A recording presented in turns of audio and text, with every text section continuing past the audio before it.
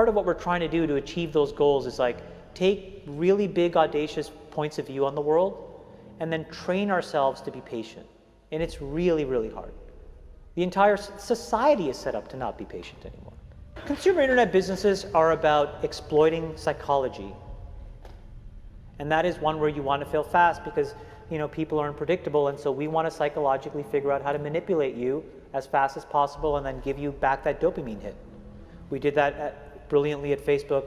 Instagram has done it, WhatsApp has done it, Snapchat has done it, Twitter has done it. So there are great examples. WeChat is doing it. There are great examples of failing fast is the right path to exploiting psychology of mass populations of people.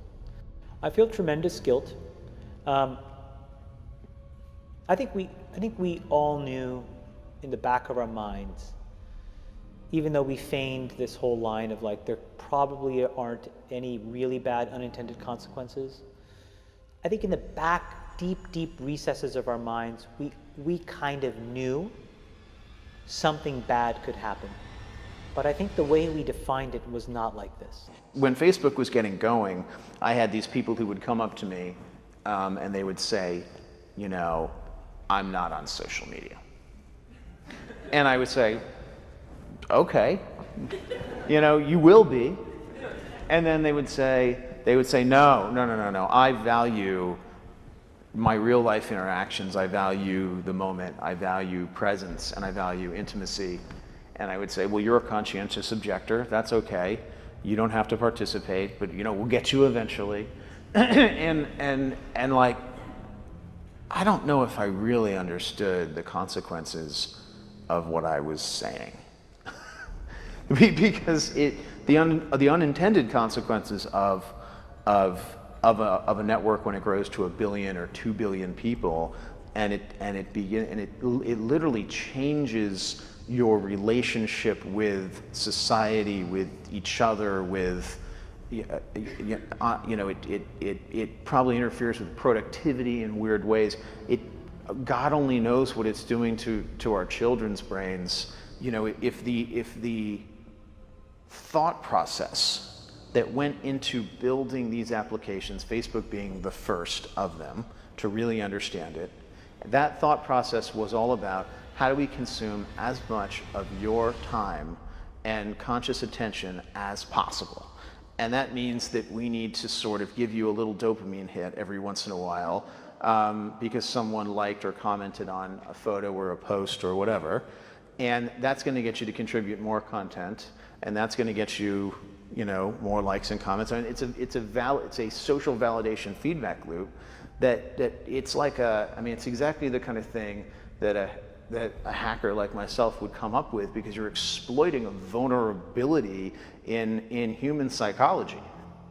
It literally is a point now where I think we have created tools that are ripping apart the social fabric of how society works.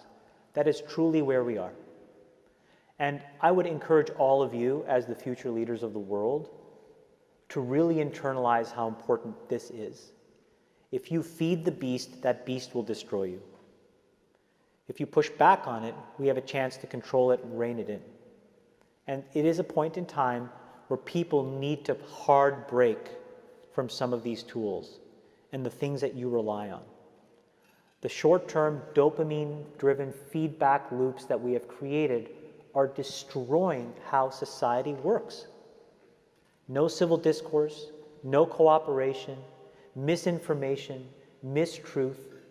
And it's not an American problem. This is not about Russian ads. This is a global problem. We curate our lives around this perceived sense of perfection because we get rewarded in these short-term signals, hearts, likes, thumbs up, and we conflate that with value and we conflate it with truth. And instead what it really is fake brittle popularity that's short-term and that leaves you even more, and admit it, vacant and empty before you did it. Because then it forces you into this vicious cycle where you're like, what's the next thing I need to do now? Because I need it back.